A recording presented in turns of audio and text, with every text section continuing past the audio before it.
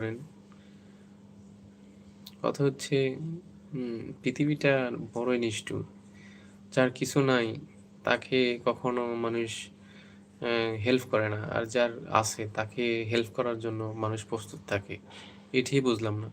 দেখা যাচ্ছে আমি একটা গরিব ছেলে, তার কিছু নেই। তাকে কখনো কেউ জিজ্ঞাসাও করবে না, "কিরে খাইছস না খাইবি?" হ্যাঁ, আমি আমারটা দিয়ে দেখি উদাহরণ দিই। যেমন আমি দেশে ছিলাম, তখন আমার বন্ধু-বান্ধব ছিল। তখন আত্মীয়স্বজন ছিল। তখন আমি বেকার ছিলাম। এখন আমি ঢাকাতে আছি। আমি ১ বছর পর ২ বছর পর দেশে যাইলে আমার কদরের ঠেলা থাকা যায় না।